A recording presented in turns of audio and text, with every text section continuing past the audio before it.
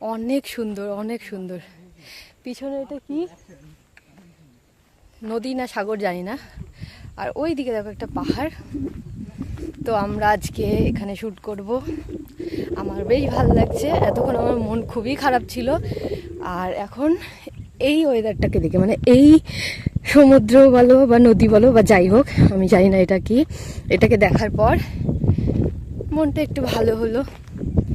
আর তোমরা হয়তো ভাববে যে আমি ঘুরছি, এত নতুন নতুন জায়গায় যাচ্ছি, তারপরে আমি কেন বারবার বলি আমার মন ভালো নেই, মন ভালো নেই। সেটা তোমাদের সাথে একটুখানি শেয়ার করি, নাহলে আবার বুঝবে না।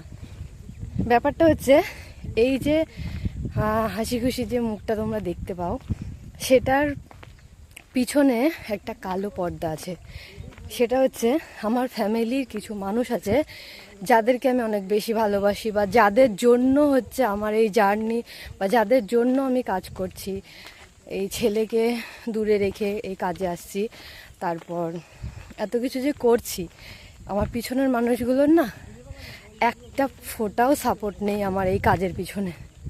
তারপরেও নিজের জেদে আর নিজের জোরে আমি হচ্ছে কাজগুলো করে চলেছি। কারণ কয়েক বছর ধরে, প্রায় 4 থেকে 5 বছর হলো, আমি অনেক কাজের চেষ্টা করেছিলাম, অনেককে রিকোয়েস্ট করেছিলাম, কিন্তু কেউ আমাকে একটা কাজ খুঁজে দেয়নি। বা যেই পরিমাণের, মানে যে টাকার অ্যামাউন্টে কাজ আমাকে দিয়েছিল, সেই কাজ হচ্ছে আমার ছেলে স্কুলের মাইনেটাও হবে না।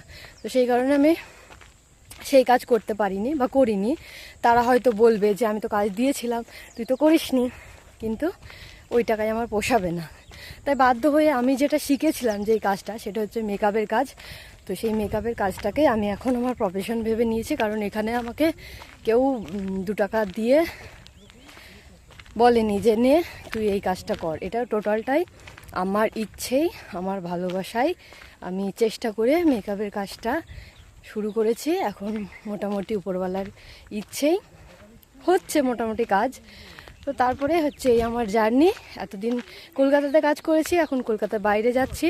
সবটাই হচ্ছে তোমাদের ভালোবাসা, মানে যারা আমাকে পছন্দ করো তাদের ভালোবাসায়, আর আমার বিশ্বাস, ধৈর্য, সব কিছু মিলে। তো এইটুকু ছিল আজকে বলার। তো সবাই ভালো থাকো আর আমাকে একটু দোয়া করো।